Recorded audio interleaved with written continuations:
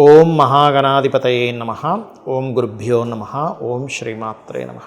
పరమేశ్వర స్వరూపమైనటువంటి జ్యోతిష, వాస్తు మరియు ఇతర అనేకమైనటువంటి శాస్త్రములను మనకు అందించినటువంటి మహర్షులకి నమస్కారం. హయగ్రీవ హయగ్రీవ హయగ్రీవేతియో వదేత్తస్య నిస్సరతైవాణీ జహ్నుకన్యా ప్రవాహవత్ అరుణాం కరుణాతరంగితాక్షీం ధృతపాశాంకుశపుష్పబాణచాపాం అనిమాదిభిరావృతాం మయూకైః అహమిత్యేవ విభావయే భవానీం. శ్రీమాత్రే నమః. ప్రేక్షకులకి ఆ లలితాంబిక అమ్మవారి యొక్క అనుగ్రహం పరిపూర్ణంగా కలగాలని మనస్ఫూర్తిగా కోరుకుంటూ మనం ఈరోజు చెప్పుకోబోయేటువంటిది రాహుకేతువులు మారుతున్నారు. అయితే ఈ రాహుకేతువులు మారడం అనేటువంటిది కొన్ని సాఫ్ట్వేర్లో మే 15, కొన్నిట్లో మే 18, కొన్నిట్లో జూన్ 1 అని చూపిస్తుంది.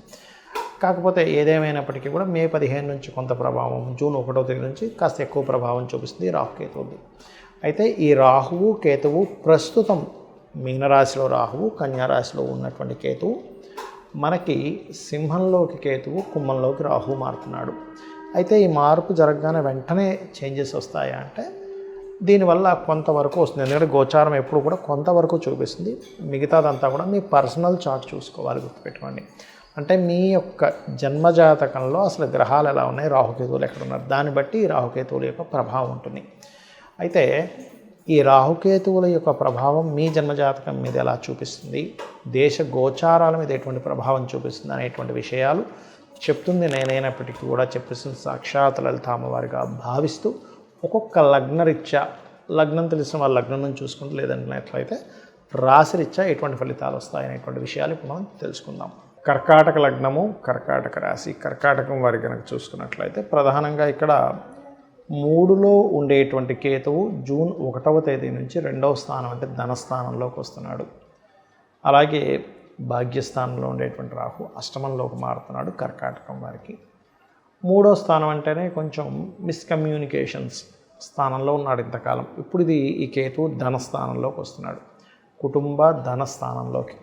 కాబట్టి ముఖ్యంగా ఈ సంవత్సరంన్నర పాటు మీరు ఆదివారాలు ఎవరికైనా మనీ ఇచ్చేటప్పుడు money related matters Sundays deal చేయకండి. సండేస్ అండ్ ట్యూస్డేస్ అంటే మంగళవారం, ఆది మంగళవారాలు కాస్త జాగ్రత్తగా డీల్ చేయండి.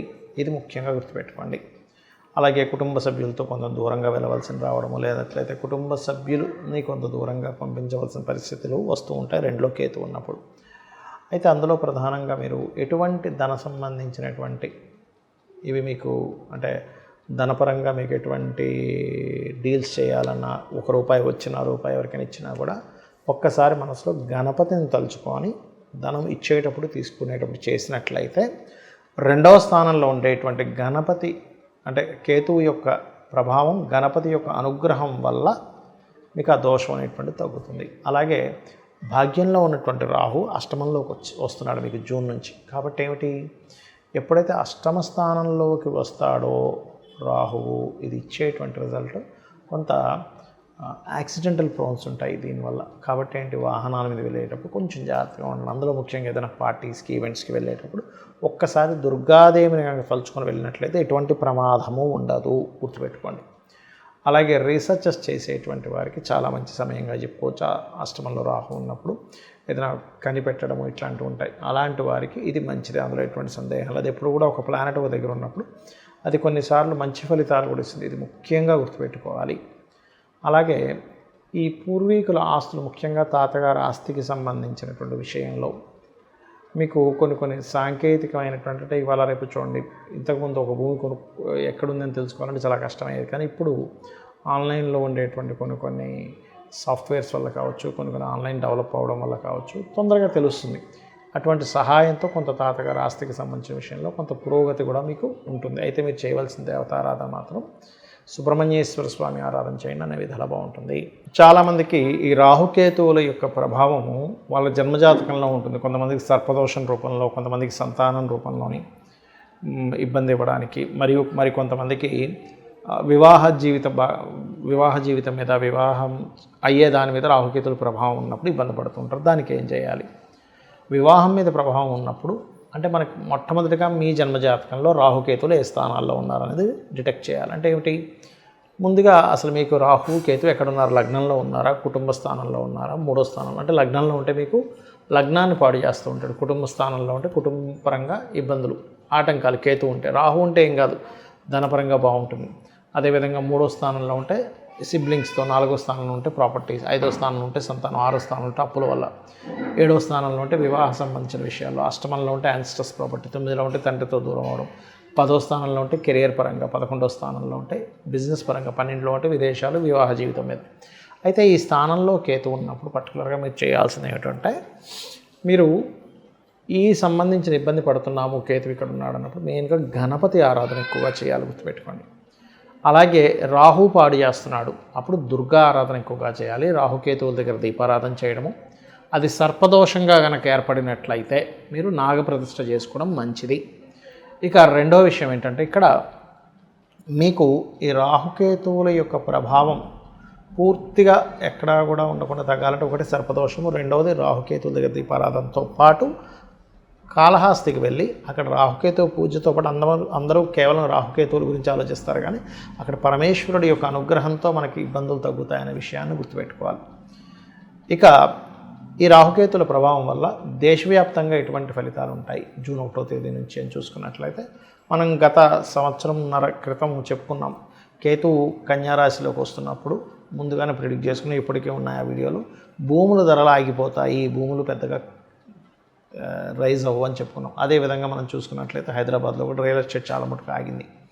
ఎప్పుడైతే కేతువు మారుతున్నాడో ఖచ్చితంగా ల్యాండ్స్కి సంబంధించిన విషయంలో చాలా చక్కటి ఫలితాలు, అంటే భూతత్వ రాశుల నుంచి కేతువు అయితే మారుతున్నాడో ఖచ్చితంగా భూములు చాలా చక్కగా కలిసి రావడం జరుగుతుంది. అంటే భూమి రేట్లు పెరుగుతాయి, భూ సంబంధించిన వివాదాలు ఎవరికైనా ఉంటే ఆ వివాదాలు తొలగుతాయి, ఇవన్నీ మనం చెప్పుకోవచ్చు. మరి కేతువు ఇక్కడ నుంచి సింహరాశిలోకి వెళ్తున్నాడు కదండి, అది ఏమిటి?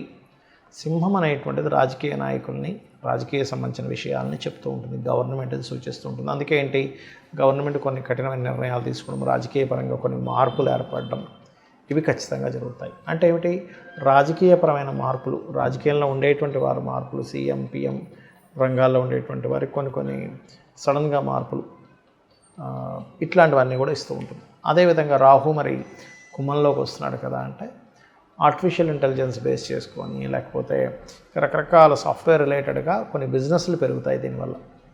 న్యాచురల్ 11th హౌస్లో ఉన్నప్పుడు బిజినెస్ని డెవలప్ చేస్తాడు రాహు సాఫ్ట్వేర్ రిలేటెడ్గా. ఈ పంచమంలో కేతు సింహరాశిలోకి రావడం వల్ల ఒక తారాస్థాయికి చేరుకుంటుంది. ఏమిటి బంగారం రేటు ఇలా ఉంటుంది అనుకునేది కాస్త ఒక దగ్గర బ్రేక్ పడుతుంది. అంటే ఈ రాహుకేతువుల యొక్క ప్రభావం వల్ల ఏమిటంటే, ఒకటి కేతువు కన్య నుంచి మారుతున్నందుకు భూముల రేట్లు కాస్త ఆగిపోయినటువంటి కొంచెం కదలడము, బంగారానికి సంబంధించిన విషయంలో ఎక్కడికో వెళ్ళిపోతుంది, అసలు మనం కొనగలమా లేదా అనేటువంటి భయాందోళనలో ఉన్నటువంటి మనకి కొంత బ్రేక్ పడుతుంది అక్కడ.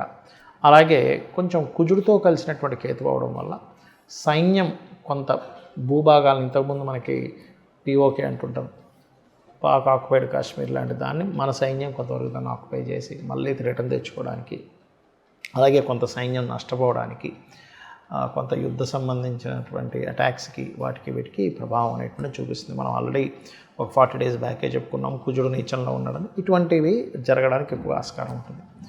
కాబట్టి మీ అందరికీ కూడా రాహుకేతువుల యొక్క ప్రభావం పూర్తిగా తగ్గాలి అంటే కనుక చండీ పారాయణం చేయడము, గణపతి యొక్క అష్టోత్తరం చదువుకోవడం, ఇవి చేయండి, అన్ని విధాలా బాగుంటుంది. శ్రీమాత్రే నమః.